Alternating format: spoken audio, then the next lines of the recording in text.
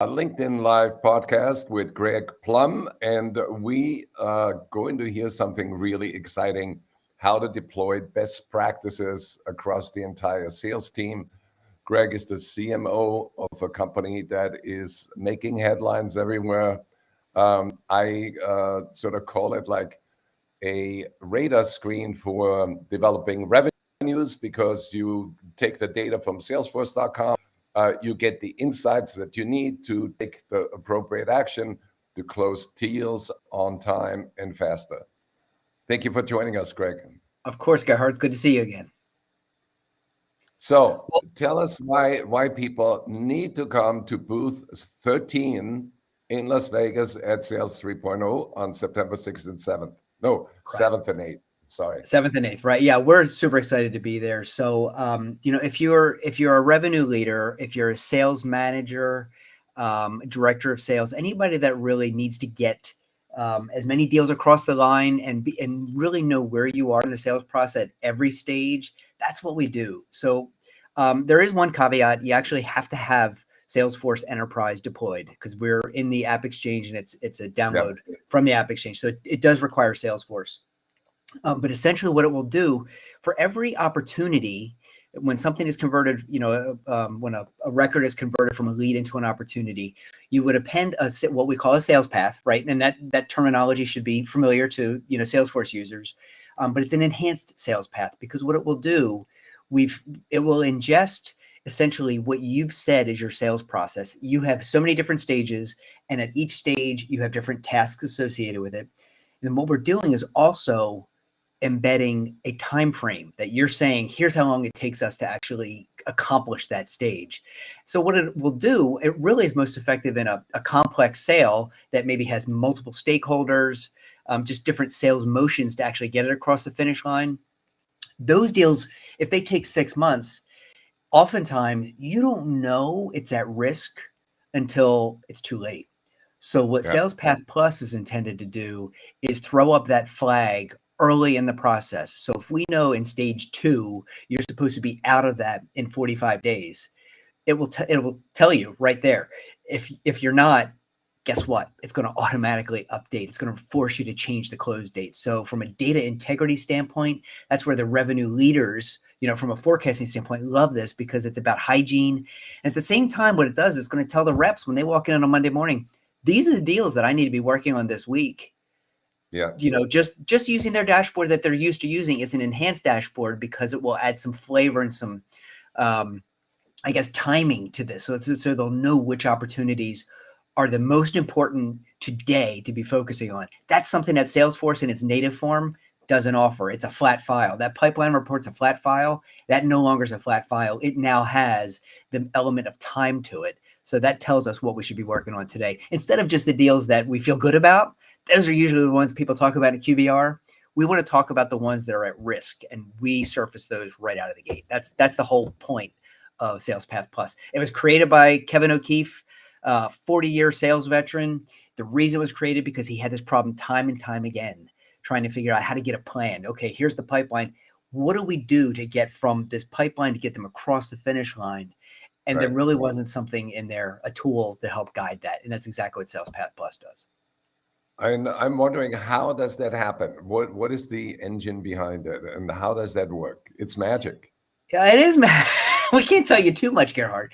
So, essentially, it's a simple concept. We will take an opportunity. There's a wizard. So when you go in, when you sign on, we would sit down and look at your sales process. So you have your process. We don't dictate a sales process because it's going to be different for every client, every industry, every product. What we do, we help do is enforce that process. So you say we've got, 10 stages in closing, and each of those stages requires these different tasks or milestones within each one.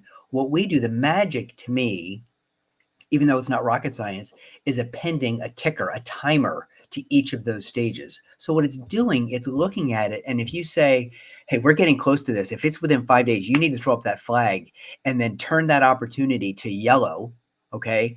It actually turns yellow. So, when you look at your dashboard, It's an enhanced dashboard that's going to show these yellow opportunities I better be working on.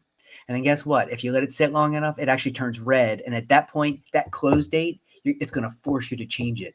And it forces the change. It will recommend the close date based on the sales process you've already imported. So it's not rocket science, but it's appending a plan to every single Yeah. opportunity. So in other words, if you have Salesforce and you do not have SalesPath Plus, you're actually living in a city that has no traffic lights. Well, what you're doing is you're living in a world where you don't know what to prioritize. Because if you've Yeah, ever looked exactly. at a Yeah, pipeline report, it's a flat file and they all yeah. look the same. So when you sit down in a QBR and you're working through with the rep, you're saying, okay, let's go through your pipeline. Where do you start? Okay, you start at the top usually and then work your way down. This will say, here's where we're going to focus. These opportunities are at risk. This is where we're going to spend our time. And as a result, when you jump on them sooner, the chance of rectifying and correcting and actually getting that closed are going to increase dramatically. Actually, 27% higher close rate for those deals that actually have a plan that's followed. 27% higher close rate. What about acceleration? So interesting you asked that, because what can happen is this: we're measuring everything, right? So when you take these measurements, we're collecting data all along. So if you said to me, "Hey, Greg, our sales process is, in stage 2, it takes us 45 days at stage 2," we're measuring that. So with time, we're going to see, you know what? It turns out that's actually taking 30 days instead of 45 days. Well, Right. that's good to know. Now we go and we now tweak our wizard, right? We tweak that timer. So as a result, you get a much tighter sales process.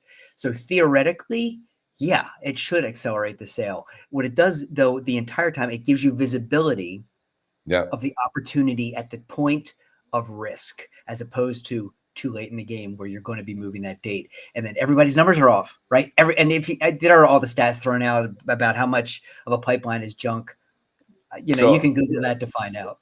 can you share an example what some of the risk factors are that you're eliminating? Yeah. So for example, if you're chasing, let's say you're chasing in the very early stages, a demo, right? If you know that from making that initial contact to a second phone call, a second milestone would be a demo of the product. Yeah. If you know that historically it takes 2 weeks to get that scheduled, because you figure your schedule and the prospect schedule is 2 weeks. What this is going to do, it's going to say, hey, we're watching this stage, and this stage is now you're at 10 days. Okay, it's close. It's getting very, very close. It's going to turn it yellow. Okay, we're going to now, the rep should be on that opportunity to get that demo set up. If it's missed, that opportunity now turns red. Guess what? We need to go in, update it, and my close date is moved out. So it could be any of those stages, any of those tasks. The other thing that's kind of interesting, Gerhard, in Salesforce in its native form, a task is a task is a task, right? Doesn't Right. matter. Order pizza for lunch is weighted the exact same as client demo. Yeah. That to me just doesn't make sense. So what we do is we actually have those tasks associated, not just in general with the record, with the opportunity, but actually at that individual stage. So it keeps everything keeps the rail cars on the track. Yeah, it's an ongoing reminder of the need to focus if you want to move the deal forward. One of our clients calls it the ultimate source of truth. And he said what he does every week, he'll come in Monday morning, or I think he said he does it Sunday night. He goes in, looks through his pipeline, and looks at in his dashboard. And instead, if he has a pipeline of 100 opportunities, Yeah.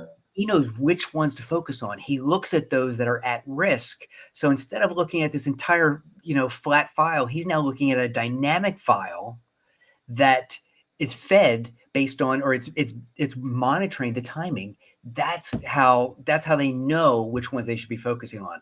So, the Yeah. rep comes in on Monday morning. I've been there. Go ahead. Right. I want to interrupt for a comment that we just got. This is great.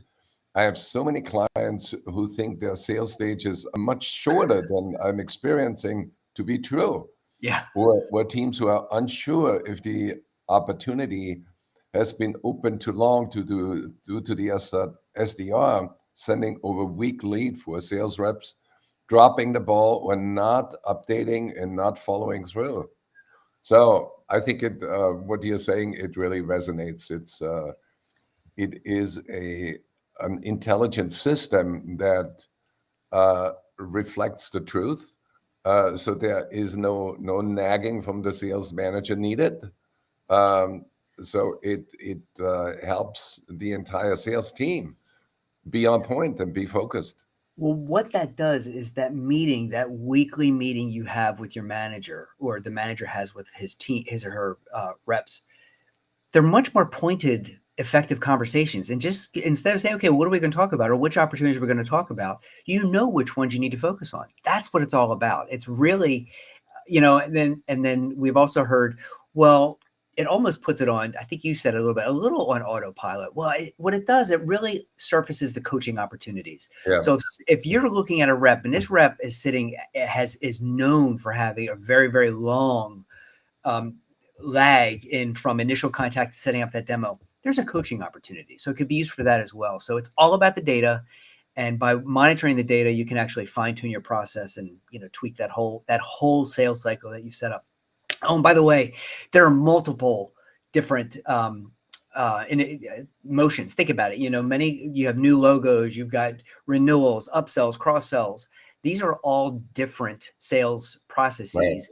right. This product, you can load them all in, and we can just pick the right one. When an opportunity is converted, which is it going to be? Which sales path? Which recipe do we want to follow? Right. Is essentially how I think that what you're really talking about is that you're taking the notion of the playbook for the entire buying journey, and you create a playbook for each stage. It's a playbook for every single Action opportunity, right? Yeah, And that opportunity it's down to that granular, it's down to the task level. That to me is the power, because sales is all about attention, putting the right attention on the right place at the right time. And that's what we help you do. So anybody who hasn't signed up for Vegas, here's a QR code. And here is the amazing part that's beyond technology. There is a place, booth number 13, where the art and science of selling is going to converge into a celebration if you win what?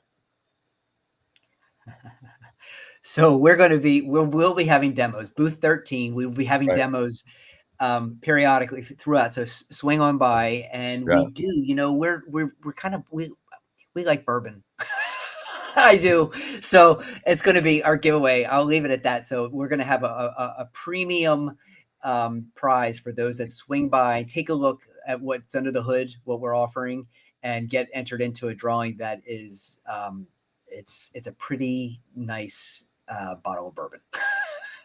So that'll entice people at the very least. However, I do want to say, Salesforce is required, right? You have to have Salesforce Enterprise in order to leverage SalesPath Plus, and it is in Salesforce App Exchange.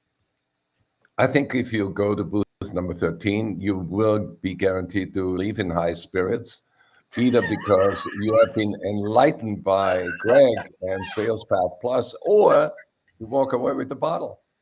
Well, we will definitely have a lot of fun. That is for sure. And listen, I promise it will be educational and hopefully a little bit entertaining at the same time. Yeah, and I also appreciate the work that went into this. You've been working for a number of years on turning that idea into reality and helping the sales profession stay more focused, close deals faster, avoid losing the deals that should be yours, but they couldn't materialize because you lost track, you got sidetracked. You know what, Gerhard, I want to give credit where credit is due. The founder, Kevin O'Keefe, created this after years and years of frustration. He's been selling for 40 years, and he could never get Salesforce to do what he needed to do. And that was essentially to have a plan for an opportunity when it hits the pipeline. What are we going to do? What are the steps to get from A to B, A to Z, right across the finish line? And Salesforce in its native form didn't do it. So he built it. That's exactly, he built it out of his own, out of necessity. And now thought, you know what, there are lots of people in my shoes. So that's why I've turned it into a SaaS offering in App Exchange, and take it out to other revenue leaders and sales Awesome. managers. Please scan this code right now and join us in Vegas. Thank you, Greg. Absolutely, That was Gerhard. awesome. Great to see